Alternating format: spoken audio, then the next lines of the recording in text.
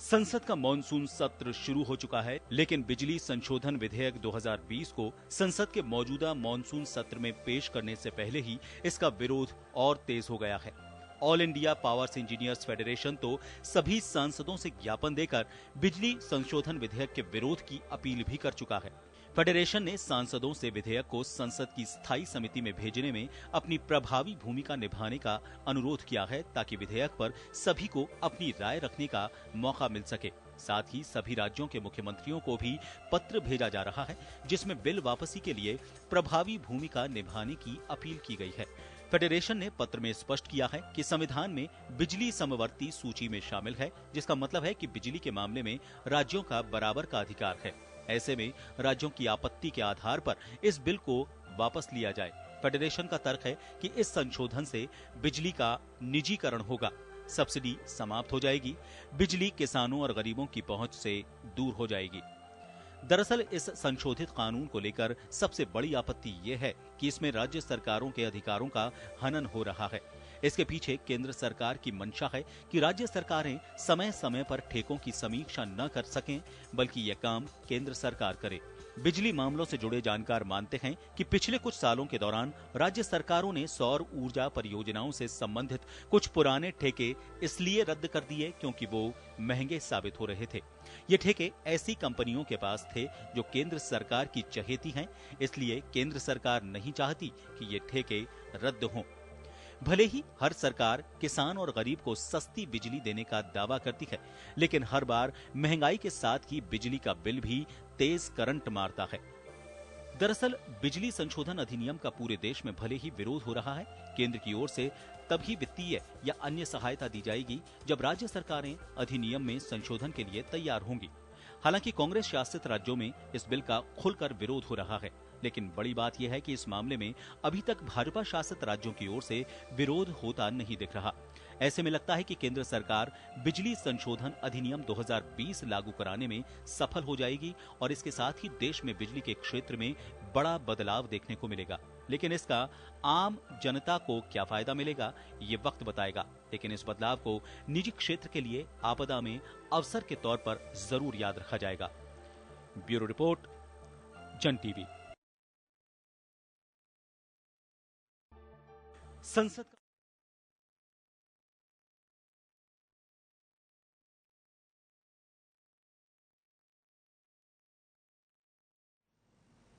नमस्कार, जन टीवी में स्वागत है आपका। मैं हूं योगेंद्र, आप देख रहे हैं खास खबर। खास खबर में हम बात करेंगे, एक तरफ तो प्रदेश में बिजली का बिल करंट दे रहा है, दूसरी तरफ केंद्र सरकार बिजली विधेयक 2020 लेकर के आ रही है।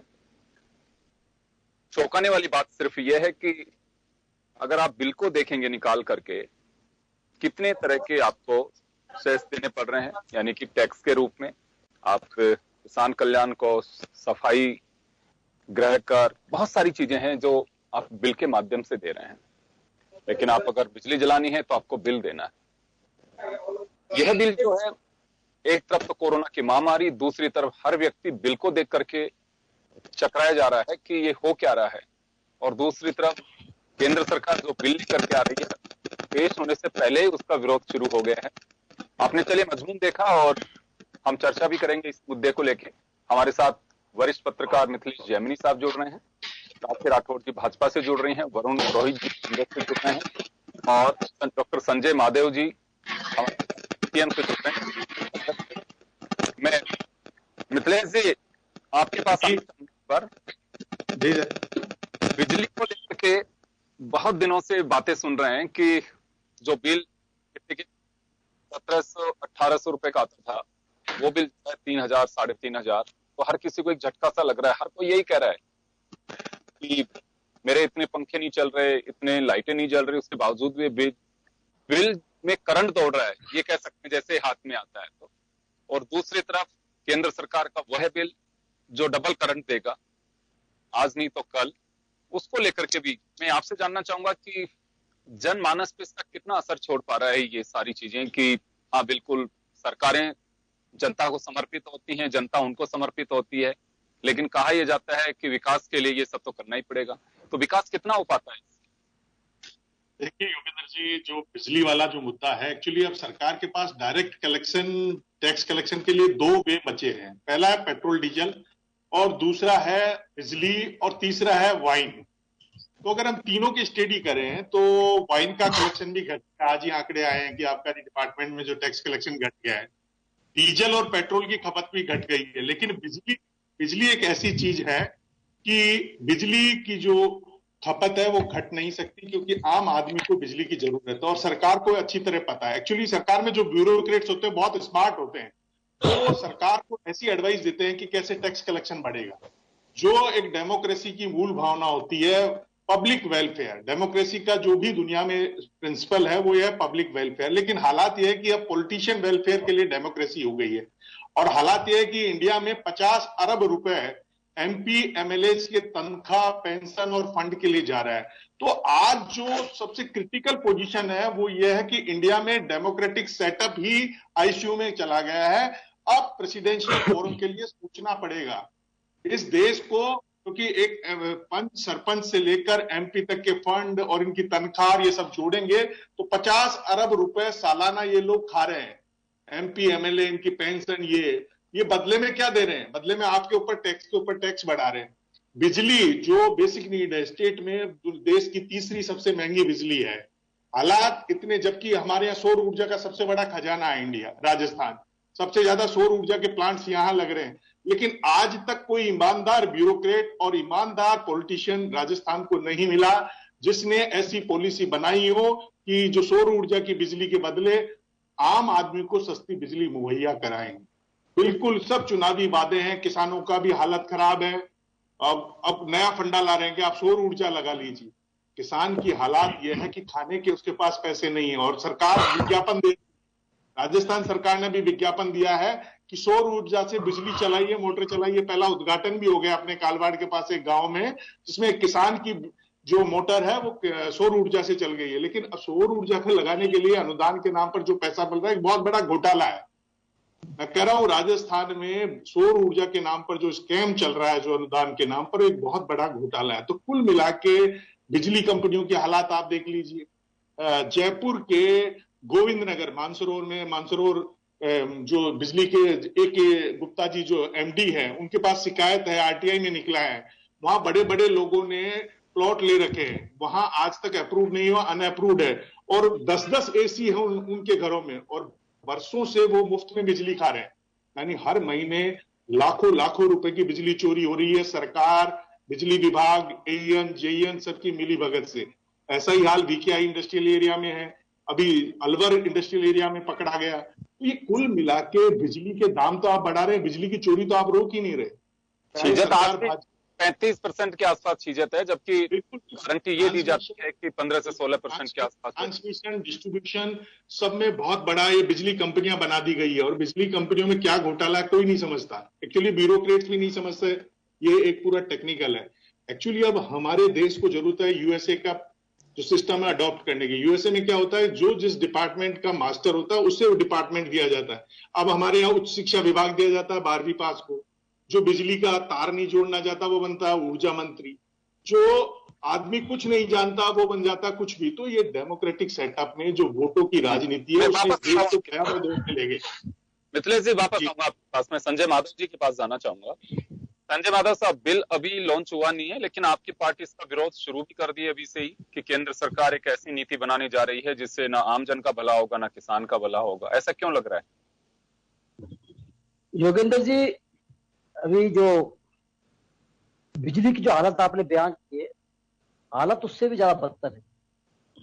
वास्तव में हालत ये है, अभी जो फरवरी में जो दरों में बढ़ोतरी की है सरकार ने, उसके बाद में हालत ये है कि अभी लगभग 30-40% आबादी तो ऐसी है जो इन बिलों को चुकाने का उनकी संभव ही नहीं, इम्पॉसिबल है। मैं देख रहा हूँ मेरे यहाँ हसनपुरा, शास्त्री नगर और जो गरीब बस्तियां हैं, निम्न मध्यम वर्गीय या गरीब बस्तियां हैं, उसमें कोरोना काल का बिल जो है उसके बाद का जो है 15,000, 14,000, 17,000, एक का तो 1,20,00,000 का बिल भी आया, ऐसा भी अपने फॉर्म पड़ा हो। और बिलों का यदि अपन देखें तो बिल में क्या है, अगर किसी का बिजली उपभोग है, उस बिजली उपभोग के अलावा स्थायी शुल्क, डीजल, ईंधन सेस और पता नहीं कितने प्रकार के जो है, यदि 5,000 का बिल है तो लगभग 3,000 रुपए का अन्य जो है उसमें जोड़कर बिल आ रहा है। और इस मामले में बीजेपी हो या कांग्रेस हो, ये दोनों ही पार्टियों की नीतियां जो एक जैसी है।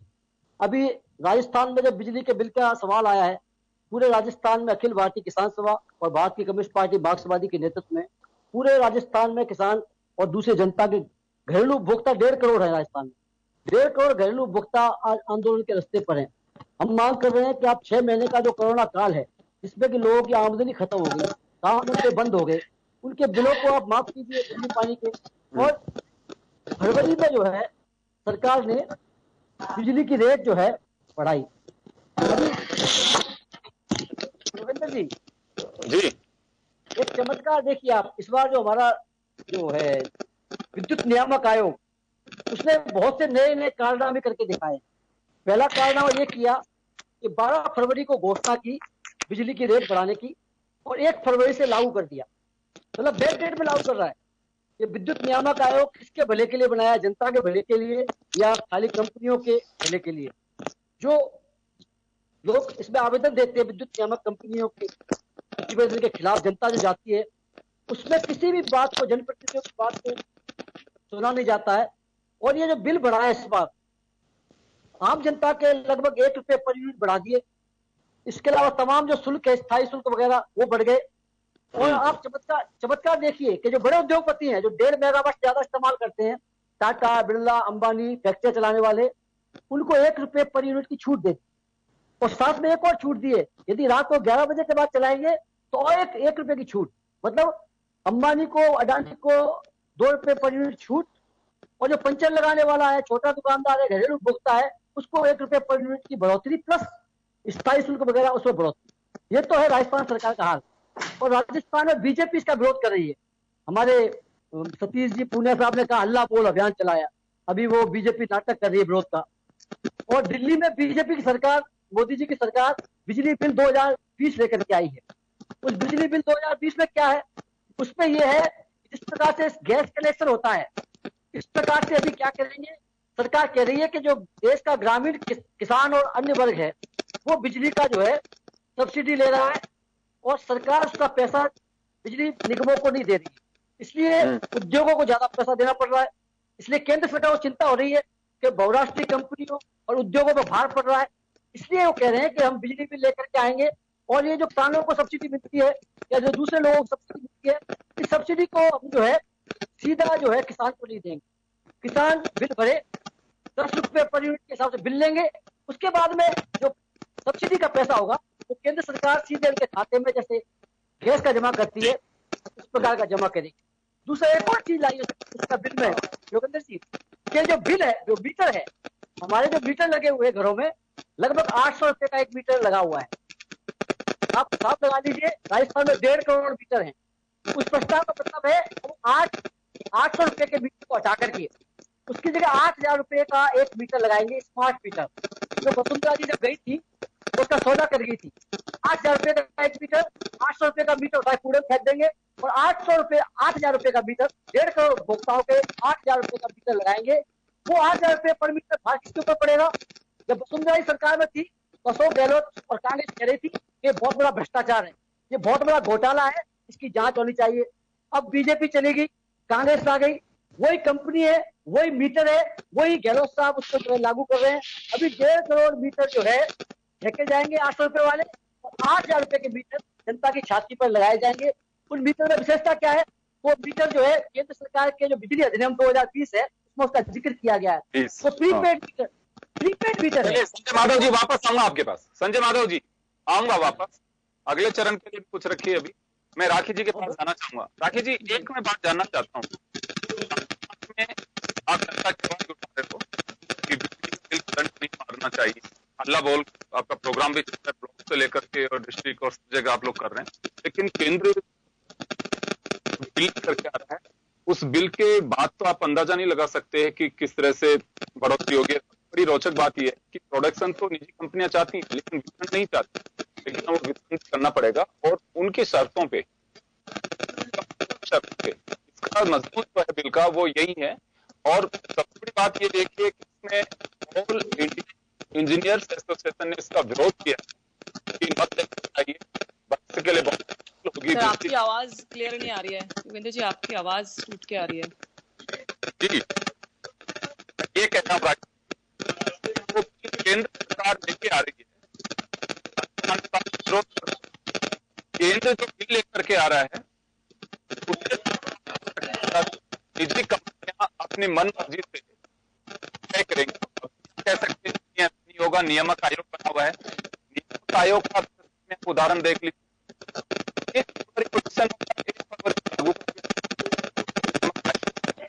आप ज्यादा के लिए बनाए गए हैं, लेकिन बिल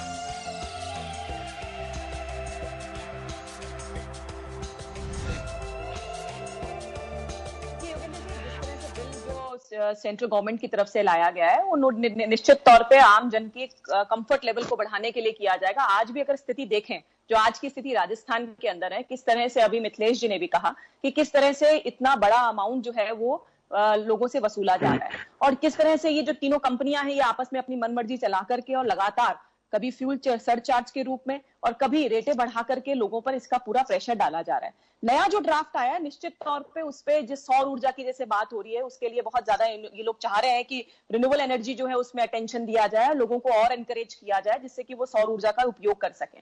अब देखिए क्या है, ट्रांसमिशन लॉस की जैसे बात हो रही थी, 35% तो ट्रांसमिशन लॉस की बात लगातार हो रही है, तो निश्चित तौर पे इस चीज को इंप्रूव करने के लिए सेंट्रल गवर्नमेंट की तरफ से ये लाया गया है। जहां तक लोगों की इससे प्रीपेड बिल की बात करिए और सब्सिडी के अमाउंट की बात जैसे संजय जी ने की, मुझे लगता है कि एलपीजी की जो सब्सिडी अमाउंट है सीधे लोगों के खाते पे पहुंचता है तो उसमें कोई समस्या नहीं है। मुझे लगता है इससे बहुत अच्छा काम हुआ।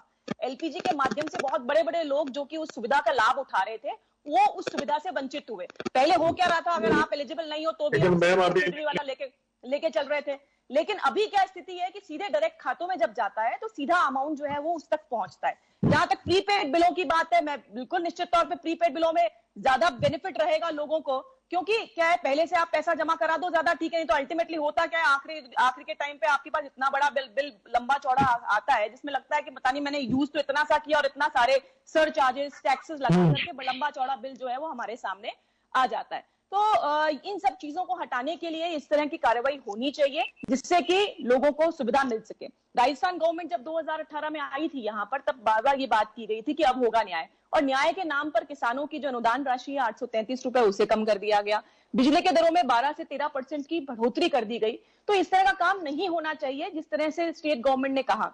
मैं मानती हूँ ये बात कि इनके रिसोर्सेज जो है वो लिमिटेड है, लेकिन साथ में एक चीज और रह गई कि खनन के क्षेत्र में, माइनिंग क्षेत्र में भी एक बहुत बड़ा इंपॉर्टेंट रोल है, वहां से रेवेन्यू आ सकता है जिसकी तरफ ध्यान नहीं दिया जा रहा। तो इन सब चीजों को देखते हुए जो कमियां आ रही हैं उसको देखते हुए ये बहुत अच्छा ड्राफ्ट है जिसके लिए सभी के, और इनफैक्ट ड्राफ्ट के लिए अभी तो आवेदन मंगाएंगे, जो प्रॉब्लम्स है प्रॉब्लम्स बताएंगे, उसके बाद से उसके जो इम्प्लीमेंटेशन है उसकी बात की जाएगी। जी देखिए, इसमें सबसे बड़ी बात यह है एसोसिएशन जिसने एक अपना मजमून जारी किया है, देश में ज्यादातर जगह पे एनडीए की सरकारें हैं या बीजेपी की डायरेक्ट गवर्नमेंट है राज्यों के अंदर, वहां से अभी तक कोई ऑब्जेक्शन नहीं आ रहा। ऑब्जेक्शन कहां से आ रहा है? जिन राज्यों में गैर भाजपाई सरकारें हैं वहां पे उनकी संख्या बहुत कम है। तो ऐसे में उस ऑब्जेक्शन को या फिर कहें कि अपनी ओर से कुछ कहा जाएगा, वो संभावना इसमें काफी कम बताई जा रही है। और ये कहा जा रहा है कि सीधा बिल पास करवाया जाएगा, उसके बाद जो कंपनियां प्रोडक्शन करेंगी अब उन्हीं को जो वितरण का काम है वो भी अब दिया जाएगा, और वितरण जब करेंगे तो झीझक रुक सकती है, ये अच्छी बात है। लेकिन अभी कंपनियां सरकारों के साथ में, देखिए बिजली एक ऐसा ये कहें कि उत्पादन का एक प्रोडक्ट है कि जो केंद्र और राज्य दोनों का अपना दखल है इसमें।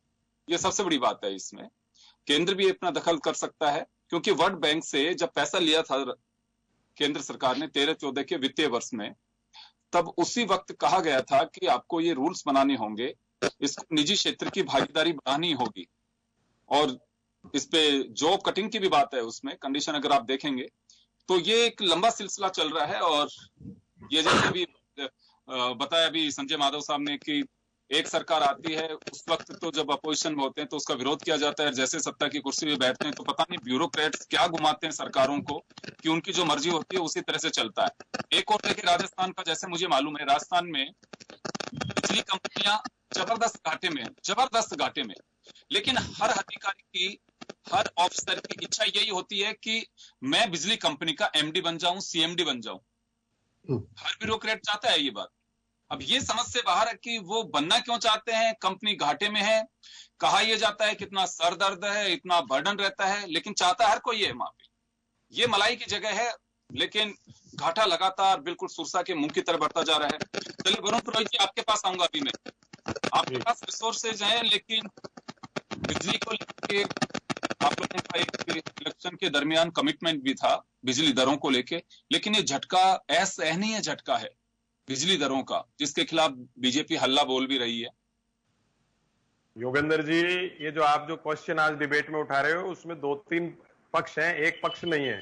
पहला पक्ष तो ये है कि ये सारी पूंजीवादी व्यवस्था जब देश में लाई गई इकोनॉमिक लिबरलाइजेशन के नाम से, उसके परिणाम किसी को तो, जो पूंजीवाद के समर्थक है उनको तो अच्छा लग रहा है, और जो भारतीय समाजवाद में बात कर रहा हूं, भारतीय समाजवाद यूएसएसआर या चाइनीज समाजवाद की बात नहीं कर, भारतीय समाजवाद से जिनको लगाव है, जिनको पता है कि भारत के अंदर भारतीय समाजवाद से ही समाज चल सकता है, वो लोग इसका विरोध कर रहे हैं। और मैं भारतीय समाजवाद का ही समर्थक हूं। अब आप बात कर रहे हो राजस्थान के परिप्रेक्ष्य में अपन सब मान रहे हैं कि राजस्थान के पास रिसोर्सेज नहीं है। जीएसटी लागू होने के बाद से बहुत कम रिसोर्सेज है, राजस्थान में रेगिस्तान है, तो आपको लिकर में, आपको पेट्रोलियम प्रोडक्ट्स में, और आपको इलेक्ट्रिसिटी से ही पैसा आ सकता है। तो इलेक्ट्रिसिटी के बिल जहां तक है, आम आदमी की बात मैं करता हूँ, ये जो भी सेस लगाते हैं, इलेक्ट्रिसिटी ड्यूटीज लगाते हैं, कोई आपके सफाई का सेस लगा दिया, या फिर आपके अभी जो हाल ही में इन्होंने वो फ्यूल चार्जेस के नाम से चार्जेस ले लिए।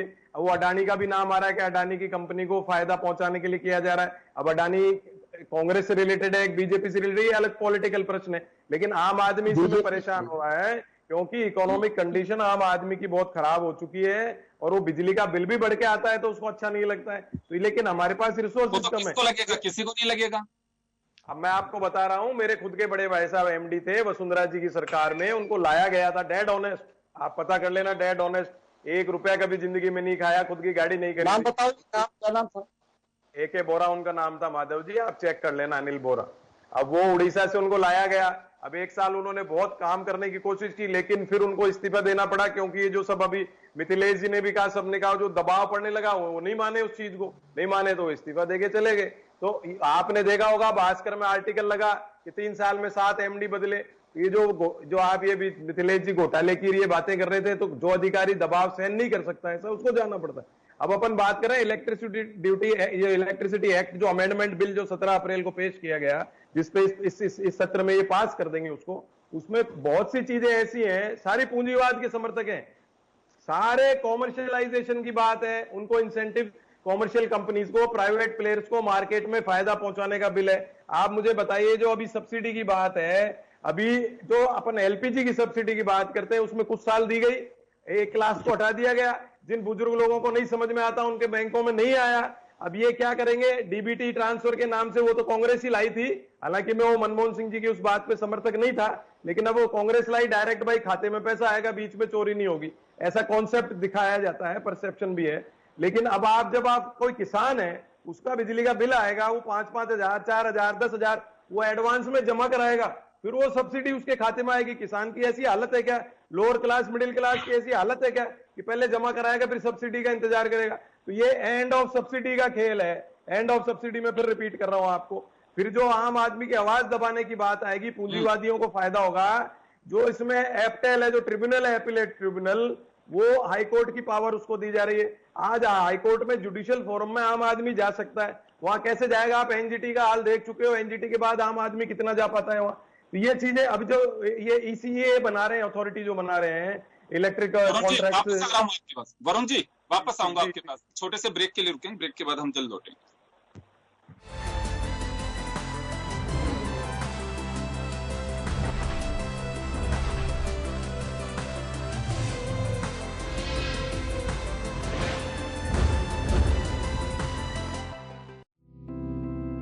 कुशल भारत की पहचान बन रहा है राजस्थान। केंद्र सरकार द्वारा अनुमोदित और RSLDC के संयुक्त तत्वाधान में राजस्थान का अग्रणी स्किल सेंटर कंप्यूकॉम फाउंडेशन दे रहा है एक सुनहरा मौका। जी हाँ, निशुल्क ट्रेनिंग के साथ निशुल्क भोजन और रहने की उत्तम व्यवस्था, हाईली क्वालिफाइड ट्रेनर्स और वेल इक्विप्ड लैब्स में पाएं अनेक स्किल बेस्ड प्रोग्राम का प्रशिक्षण और पाएं रोजगार के बेहतरीन अवसर। तो आज ही कॉल करें कंप्यूकॉम फाउंडेशन, टोल फ्री नंबर 9314601111। सुरक्षित स्वर्णिम भविष्य की बात कंप्यूकॉम फाउंडेशन के साथ। समाज के अंतिम पंक्ति के अंतिम व्यक्ति की खबरें, देश की दिशा और दशा बदलती राजनीति की खबरें,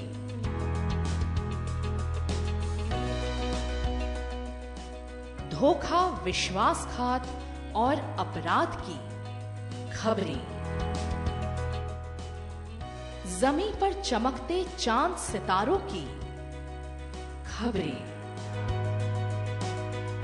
हर खबर से रहिए बाखबर, हर खबर की तह तक। जन टीवी, जन जन की आवाज।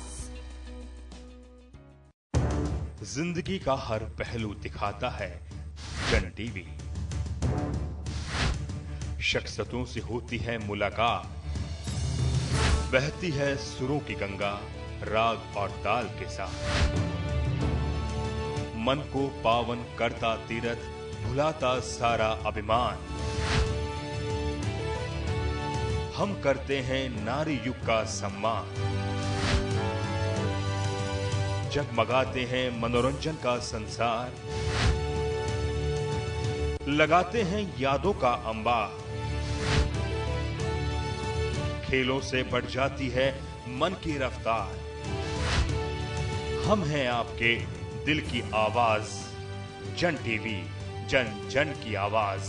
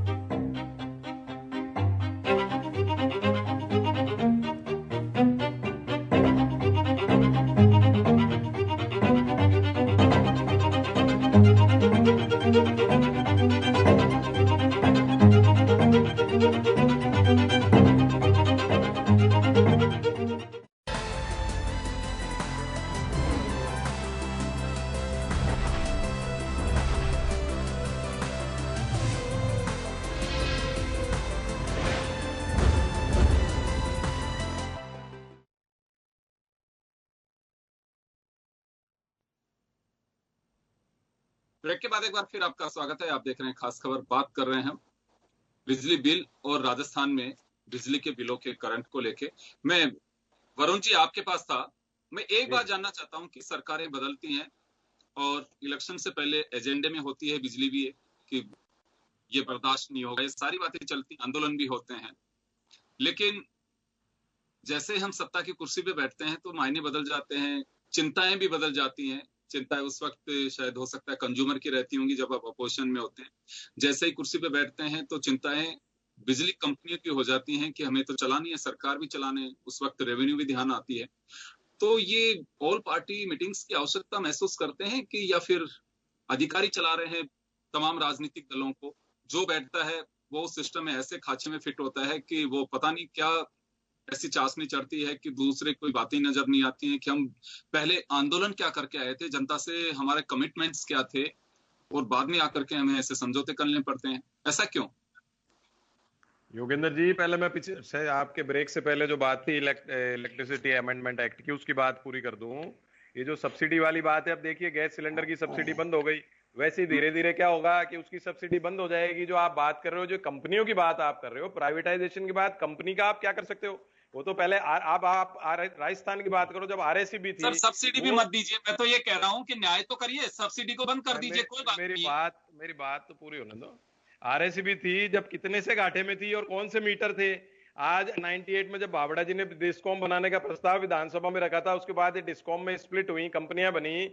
आज क्या रेट तो बिजली की हो गई, 10-12 रुपए यूनिट पड़ रही है। बिल बदल के, मीटर बदल के डिजिटल मीटर कर दिए, कितने फास्ट चलते हैं। तो वो उसके इतना रेवेन्यू जनरेट होने के बाद भी जो आरएसीबी थी उसमें कितना घाटा था और आज कंपनियों में कितना घाटा है, वो कंपेयर करोगे तो आप कंपैरिजन के बियॉन्ड है वो। और उसके बाद ना तो नई नौकरियां दी गई, ना ट्रांसफार्मर नहीं लगाए गए, ना लाइनें बदली गई। आपने देखा होगा 2 साल पहले, मैं कांग्रेस बीजेपी की बात नहीं कर रहा हूं, शाहपुरा में एक विस्फोट हुआ था क्योंकि उसमें पेट्रोल, इसमें तेल डलता है, कुछ इसमें फ्यूल डलता है ट्रांसफार्मर में, तो वो बचाने के लिए कंपनियां वो फ्यूल नहीं डालती, तो आपने देखो कितना बड़ा हादसा हुआ। आज भी वही स्थिति है।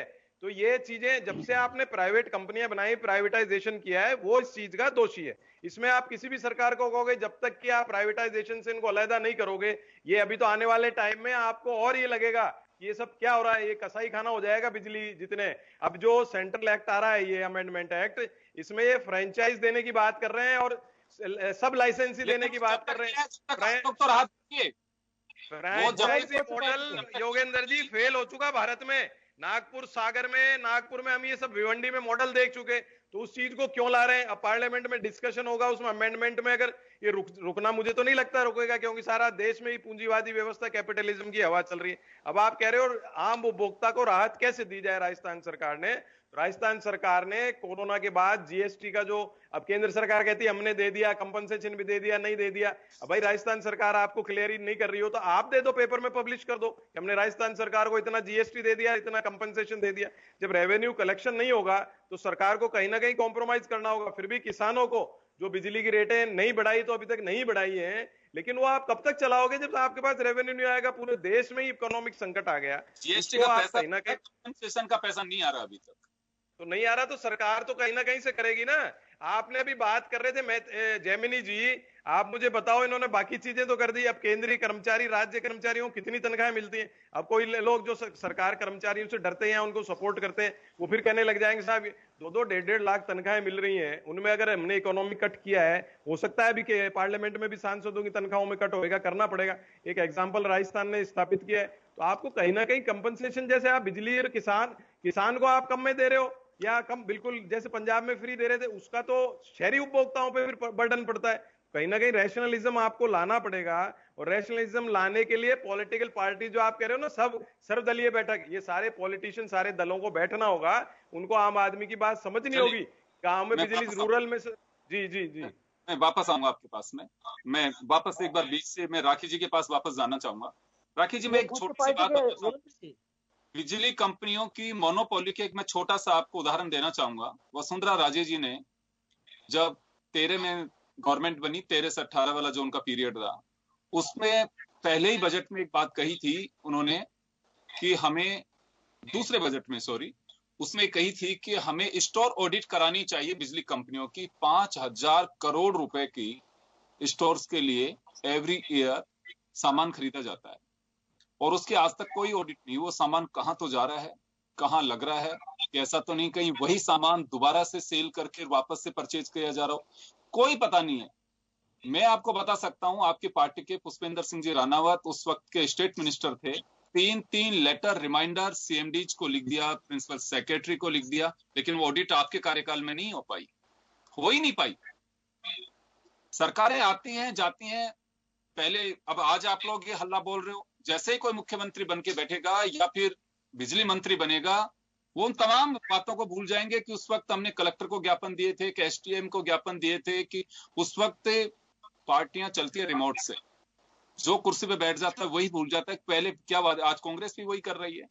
तो ऐसा क्यों होता है? कभी पूछते हो आप लोग पार्टी वालों से कि ये सब घाटा क्यों बढ़ता जा रहा है बिजली को लेकर के? जब कहा होगा कि हल्ला बोल कार्यक्रम चला, उससे पहले पूछा नहीं आप लोगों ने कि ये हल्ला तो बोल रहे हैं, लेकिन ये बीच का हल्ला कैसे हुआ सारा? देखिए, निश्चित तौर पे योगेंद्र जी, आपने जो कहा कि सरकारों के पास में बिजली कंपनियों का इतना भारी नुकसान है, जो भी गवर्नमेंट आती है हर बार यही बात की जाती है कि हमें इतने नुकसान के साथ में, इतने घाटे के साथ में बिजली कंपनियां मिली। लेकिन जैसे अधिकारियों पे लगातार बात हुई कि अधिकारी वहां जाना चाहता है, वहां काम करना चाहता है, लेकिन है वहां पर प्रॉब्लम, वहां पे कोई अपने पास में अमाउंट नहीं है, वहां पे बजट जो है वो नहीं है, या फिर बहुत लॉस में जा रहा है, तो भी वही जाना चाहता है। तो कोई ना कोई प्रॉब्लम है, और इसी वजह से ये रिफॉर्म्स जो लाए गए हैं सेंट्रल गवर्नमेंट की तरफ से, इसमें कमेटी बनाई जाएगी जिसमें रेट्स जो है उसमें प्रतिनिधि सेंटर का भी होगा, स्टेट का भी होगा, रेट्स कंट्रोल की जाएंगी। आज स्थिति ये हो रही है कि लगातार अधिकारियों की मनमानी से लगातार रेट्स बढ़ती जा रही है। वरुण जी भी इस बात को मानेंगे कि जिस हिसाब से रेट्स इस समय कोरोना काल में बढ़ती गई। ये नियामक आयोग बना दिया गया, नियामक आयोग में बाकायदा पहले भेजते हैं और नियामक आयोग वही कर रहा है, वो जनता के लिए बना था। सोचा तो ये जा रहा था कि एक ऐसा राइडर होगा कि मोनोपोली जो भी रहेगी बिजली कंपनियों की इसको रोकेंगे, लेकिन कहाँ रुक पा रही है? संजय माधव जी ने वही तो कहा। अब सेंटर की तरफ से भी एक आदमी होगा, अभी तक तो स्टेट की तरफ से जो लोग थे, सेंटर की तरफ से भी उसमें लोग इकट्ठे होंगे और आकर के जो मनमानी चल रही है लगातार स्टेट्स की तरफ से कि लगातार रेट्स बढ़ाई जा रही है। देखिए, जैसे मिथिलेश जी ने कहा, मैं इस बात को मानती हूँ कि टैक्स बढ़ाने से कभी भी आपका इकोनॉमिक रिफॉर्म्स नहीं हो सकते। आप जितना टैक्स बढ़ाओगे, जितना महंगा करोगे, लोग उतना ही कम परचेजिंग करेंगे। हमें कुछ इस तरह के रिफॉर्म्स की जरूरत है जिससे लोगों को आसानी मिल सके, ईज ऑफ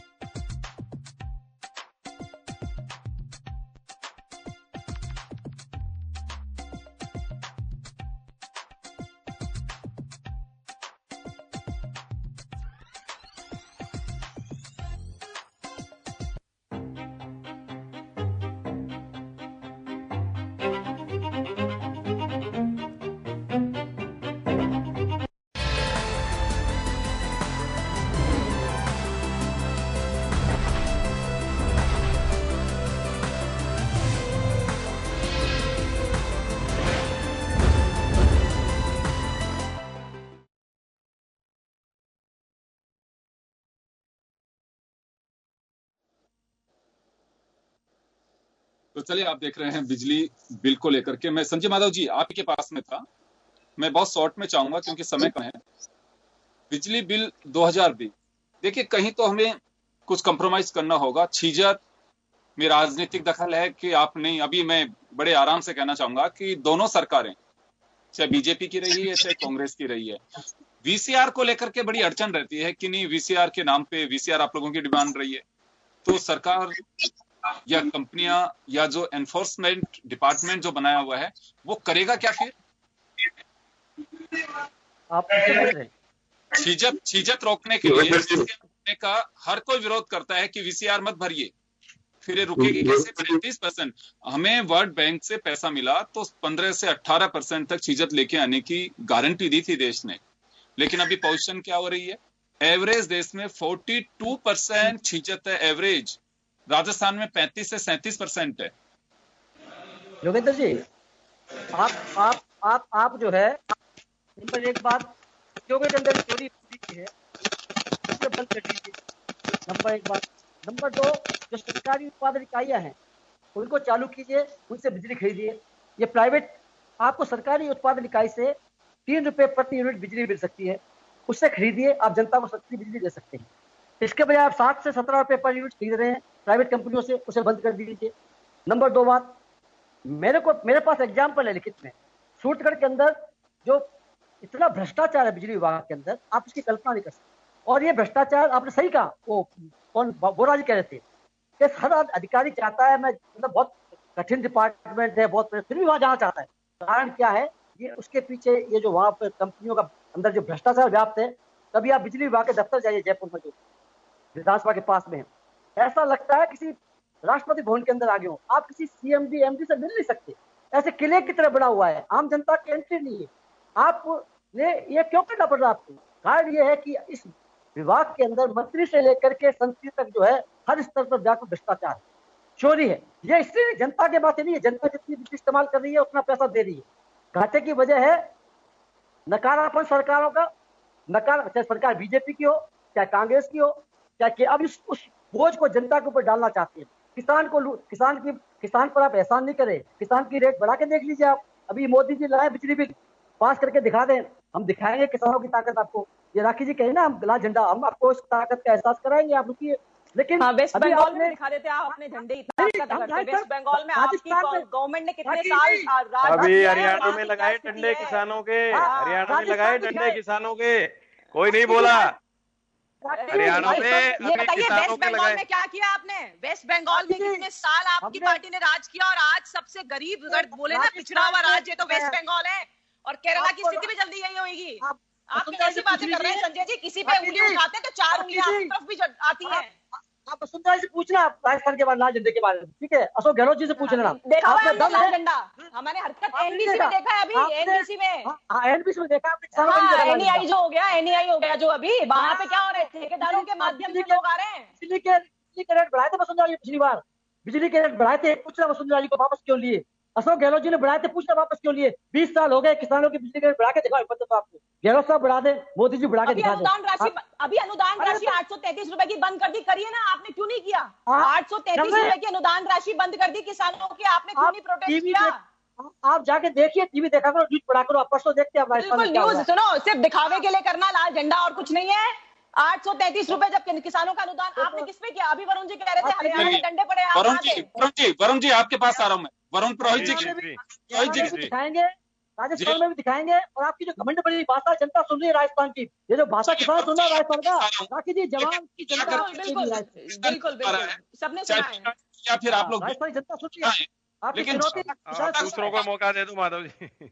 जी मिल पा रहा है। वरुण जी आपके पास आ रहा हूँ। जनता को फायदा दिखना चाहिए कि चलिए, जनता इस पे भी भरोसा करती है कि चलिए मुझे न्याय संगत अगर बिल मिल रहा है, जो मैंने वास्तव में कंज्यूम किया, अगर उसका भी बिल आ रहा है तो उसमें भी उसे कोई दिक्कत नहीं है। लेकिन अनाप शनाप तरीके से बिल आ रहे हैं तो उसको जरूर झटका लग रहा है। योगेंद्र जी, मैंने कहा इसकी सारी जड़ प्राइवेटाइजेशन और पूंजीवाद है। रिफॉर्म की बात अभी राखी जी कर रही थी। रिफॉर्म्स इंडिया में फेल हो गए, इकोनॉमिक रिफॉर्म्स, चाहे वो मनमोहन सिंह जी हो, चाहे मोदी जी हो, चाहे वाजपेयी जी की, हम प्रमोद महाजन जी की सरकार हो। आप देख लीजिए, मैंने स्टार्टिंग में ही आपको बताया, आरएसीबी कितने घाटे में थी, जनता कितने आराम में थी, उसका कंपैरिजन आप कंपनियों से रेवेन्यू कितना जनरेट किया है, कितनी यूनिटें बढ़ा के लिए, वो आप कंपेयर कर लोगे, आपको पता लग जाएगा। भारतीय समाजवाद को, मिक्स्ड इकोनॉमी को, नेहरूवियन इकोनॉमिक मॉडल को पूरा देश मान रहा है और आप अमेरिकन मॉडल को भारत में लागू करना चाह रहे हो। उसका ये प्रमाण है बिल जो आया है, जो अमेंडमेंट बिल है। और आप देखिएगा 1 साल 2 साल सब्सिडी देंगे, फिर किसानों की सब्सिडी बंद हो जाएगी, जैसे गैस सब्सिडी बंद हो गई। नहीं, लेकिन अभी तो राजस्थान के बिल में केंद्र का कोई रोल ही नहीं है। अरे कैसे नहीं है? जीएसटी आप नहीं दे रहे हो, रेवेन्यू जनरेट नहीं हो रही है, आप चाहते हो कि आधा बिल कर दें। क्या करेगी सरकार, कैसे चलेगी? तनख्वाहें कम कराती तो हल्ला मचाने लगे कर्मचारी संगठन। क्या करोगे आप इसमें, आप मुझे बताइए। राजनीतिक रूप से भी, सामाजिक रूप से भी तो सरकार चलाएगी, सरकार नहीं चलाई कोई भी पार्टी होगी। जो आप जो फ्रेंचाइजी सिस्टम लाए हो ना, वो घर घर जाके कनेक्शन काटेंगे माधव जी, फ्रेंचाइजी सिस्टम घर घर जाके वो फ्रेंचाइजी काटेंगे बिल। इस बिल में वो है, इस अमेंडमेंट बिल में किसानों को सब्सिडी, जब्ती वसूली, जैसे बैंक से जो डिफॉल्टर होते हैं व्हीकल वाले, उनकी जब्ती वसूली चलती है, उसी तरह से बिल्कुल उसी स्टाइल से होगा ये फ्रेंचाइजी। आप किसान कहां से देगा पहले से सब्सिडी का पैसा, फिर आप उसको डीबीटी करोगे, किसान कहां से देगा? वैसे ही मरा पड़ा है। राजस्थान में तो पानी बिजली है नहीं खेती में। मैंने बचपन में देखा हुआ है 4-4 घंटे बिजली नहीं आती थी रात में, 8 घंटे बोलते थे, उससे कोई भी सरकार हो। मैंने देखा हुआ है गोबर डाल चालू करते थे। मिथिलेश जी आपके पास आ रहा हूं मैं, मिथिलेश जी आपके पास आना चाह रहा हूं मैं। ऐसे हर पार्टी जिसकी भी जहां सरकार है, मैंने कहा ना कि जैसे आप सत्ता में होते हैं थोड़े डिफेंसिव मोड पे आते हैं, अपोजिशन में होते हैं बड़े एग्रेसिव होते हैं, तो इससे जनता को कोई भला नहीं हो जा रहा है उससे। ये तो एक कहेंगे एक तरह से जनता के साथ ठगी हो रही है, उनके इमोशंस के साथ में राजनीतिक दल खेल रहे हैं। मुझे जो महसूस हो रहा है, जब हम अपोजिशन में होते हैं तो तमाम कमियां और जनता के आंसू और आवाज हमें नजर आती है, और जैसे हम सत्ता की कुर्सी बैठे थे उसको जस्टिफाई करने की कोशिश करते हैं कि नहीं ये बिल्कुल जायज है और ऐसा कर ही नहीं सकते थे, या ज्यादा से ज्यादा अगर कोई बात आएगी तो ये कहा जाएगा कि पूर्ववर्ती सरकार के कुकर्मों का हम और जनता इसका नुकसान उठा रहे हैं, ज्यादा से ज्यादा एक बस ये बयान आ सकता है।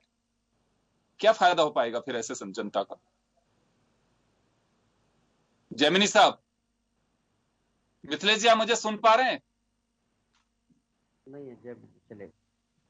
मिथिलेश, जैमिनी जी आप मुझे सुन पा रहे हैं?